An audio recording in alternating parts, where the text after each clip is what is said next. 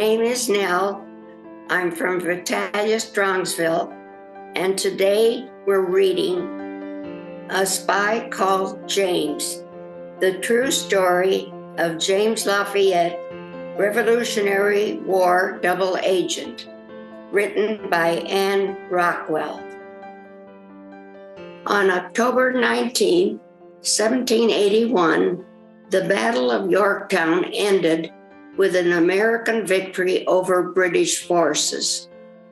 Thanks to the help of French troops, including General Lafayette, the colonists were now poised to win the war they'd been fighting against the British since 1775.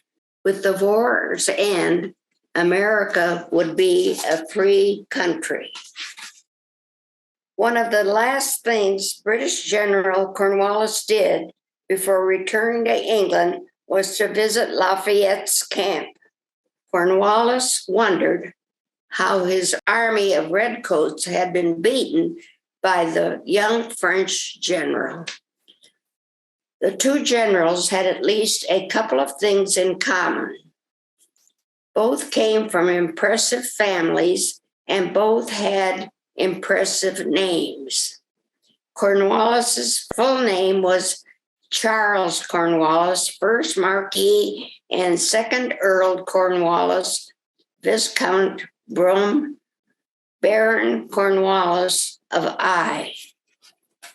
The Frenchman's full name was Marie Joseph Paul Ives Roch Gilbert von Motter, Marquis de Lafayette. In France, his friends called him Gilbert, but in America, he was simply Lafayette. It's easy to imagine that the American Revolution and the fate of the 13 colonies were in the hands of men like these. Men whose names were destined to be famous. Franklin, Jefferson, Washington.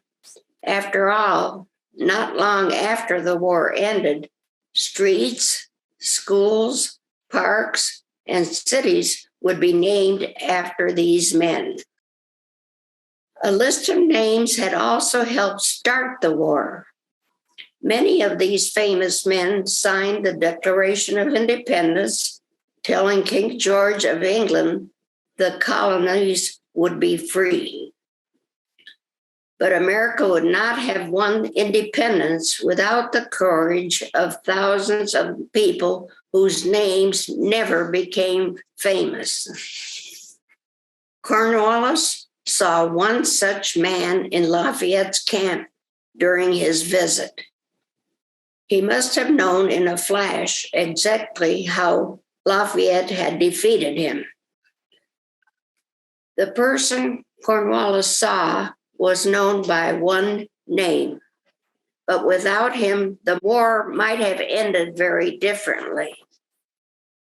His name was James, and he was enslaved by a Virginia tobacco farmer named William Armistead. James heard that an enslaved man could be granted his freedom by fighting for the colonies. James was interested, and in 1781, Armistead allowed him to join Lafayette to help defeat the British. James was sent to serve under the French general with names to spare. Soon after, James was ordered to spy on the most infamous name in American history. Benedict Arnold began the Revolutionary War on the side of the colonists. He fought bravely in many battles, but Arnold did not feel appreciated. After being passed over for promotion in 1779, Arnold secretly switched sides. By the next year, he was spying for the British, working against his own commander, General George Washington. Arnold's effort to aid the British failed, and he was revealed as a spy. He fled to the British Army in late 1780 before American troops could catch him. Soon Arnold was fighting again, this time alongside Cornwallis in battles against the American army. And this is where the infamous spy crossed paths with the spy nobody knew. On orders from Lafayette, James dressed in tatters and presented himself as a runaway slave to Cornwallis and Benedict Arnold. He offered to guide British soldiers along unfamiliar roads. He foraged for food for the troops. The soldiers accepted his help, but no one paid much attention to him. This was a big mistake. Cornwallis, Arnold, and their troops said things in front of James that they shouldn't have. James saw secret plans and maps, and then he snuck away and passed on what he had heard to Lafayette. The British had such faith in James that they asked him to spy on the Americans for them. James agreed.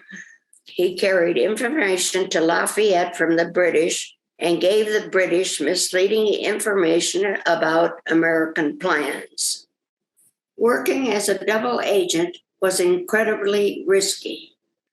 And if the British discovered James was a spy, they would do what they did to all spies, hang him immediately. And if American soldiers who didn't know who he was caught him carrying papers to the British, they might execute James as a spy.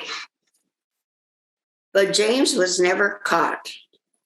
Within a year, the information he passed to Lafayette allowed the colonial army to trap Cornwallis at Yorktown. The British had no choice but to surrender. James was in Lafayette's camp when Cornwallis paid his visit. No one knows for sure if James saw the look on Cornwallis's face when the general realized who had fooled him. But it's not hard to imagine James would have felt satisfied. The war officially ended in 1783 with American victory, but there was no victory for James. While he received credit for his spying during the war, these activities didn't earn James the freedom he expected. Such freedom was reserved for Black soldiers in the American Army, not spies. 3 years after the fighting ceased, James was still enslaved. When Lafayette learned about James' circumstances, he was outraged. He gave James a certificate written in Lafayette's own hand, declaring he should be free. This is to certify that the bearer of this name of James has done essential service to me while I had the honor to command in this state. His intelligence from the enemy's camp were industriously collected and most faithfully delivered. He properly acquitted himself with some important commissions I gave him and appears to me entitled to every reward his situation can admit of.